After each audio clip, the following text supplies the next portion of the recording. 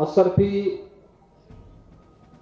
भवन और इस पीठ के माध्यम से जो कार्यक्रम आयोजित किया गया है, ये पीठ स्वयं ही प्रभु की असीम कृपा की पीठ है। आज से नहीं, सैकड़ों वर्षों से अपने धार्मिक परंपरा के लिए जानी जाती है।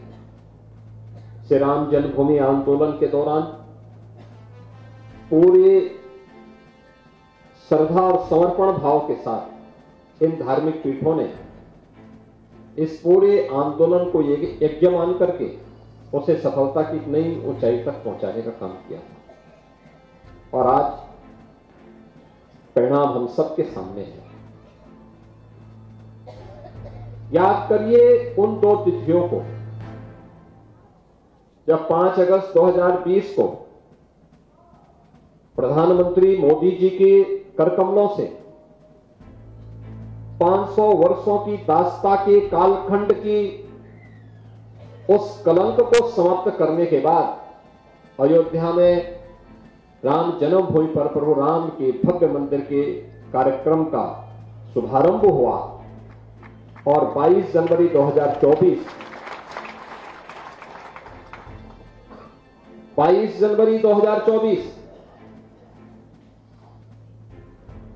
जब 500 वर्षों की दास्ता के उन कालखंडों को समाप्त करते हुए अयोध्या धाम में प्रभु रामलला फिर से विराजमान हुए। कौन ऐसा भारतीय था और कौन ऐसा सनातन धर्मावलंबी रहा होगा देश और दुनिया के अंदर जिसकी आंखों में श्रद्धा के आंसू ना आए हो, श्रद्धा और सम्मान के साथ प्रभु के श्री चरणों में जिसने अपने आप को पूरा समर्पित न किया हो। और यही तो है हमारी परंपरा, यही परंपरा है जिस पर हर भारतवासी गौरव की अनुभूति करता है। और इसी के बारे में तो हमारे पावन प्रबंध काव्य और पावन ग्रंथ कहते हैं कि दुर्लभम भारतीय जन्म मानुषम तत्र दुर्लभम, यानी भारत की धरती में जन्म लेना दुर्लभ है और उसमें भी मनुष्य के रूप में जन्म लेना तो और भी दुर्लभ है। और ये दुर्लभतम क्षण हम सबको प्राप्त हो रहा है और वह भी हम अपनी आंखों से देखे हैं। काशी में काशी विश्वनाथ धाम, अयोध्या में अयोध्या धाम फिर से त्रेता युग की स्मृतियों को हम सबके सामने जीवंत कर रहा है। आज अयोध्या में क्या नहीं है, रामलला का आगमन हो गया है। रामलला के आगमन के पूर्व अयोध्या के वैभव को, अयोध्या को वापस कराने के लिए कार्य करना पड़ा था। डबल इंजन की सरकार ने उस कार्य को संतों के मार्गदर्शन में आगे बढ़ाया, आज वो पूर्ण हो चुका है। ये लगातार निरंतरता प्राप्त करता रहे। याद रखना, विरासत को विस्मृत करके हम भौतिक विकास को स्थायी नहीं बनाए रख सकते। विरासत और विकास के बीच में एक बेहतर समन्वय होना चाहिए। यज्ञ उसी की प्रेरणा देता है,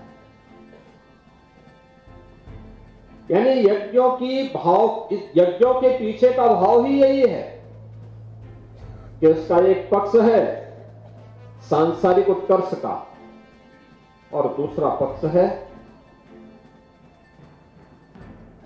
जीवन में सफलता के लिए मुक्ति प्राप्त हो।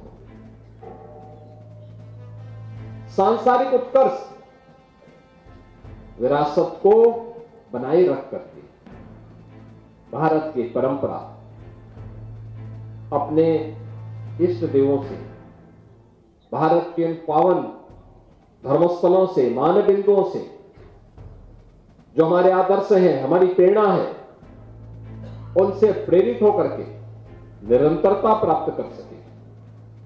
और उन मूल्यों और आदर्शों को ध्यान में रख करके जब हम आगे बढ़ेंगे तभी भारत बना रहेगा। और एक हमारा सौभाग्य है कि आज प्रधानमंत्री मोदी जी के नेतृत्व में पूरा देश अपनी विरासत का अछोड़े बनाए रखते हुए विकास की एक नई बुलंदियों को छूता हुआ दिखाई दे रहा है। फिर से नया भारत एक विकसित भारत के रूप में आगे बढ़ रहा है। इस विकसित भारत के लिए हम सबको आगे मिलकर के काम करना होगा। और मैं बार बार इस बात को कहता हूं कि अगर विश्व मानवता को बचाना है तो उसका एक ही मार्ग है, वह है सनातन धर्म का सम्मान करो। सनातन धर्म सुरक्षित है तो दुनिया में सब कोई सुरक्षित है।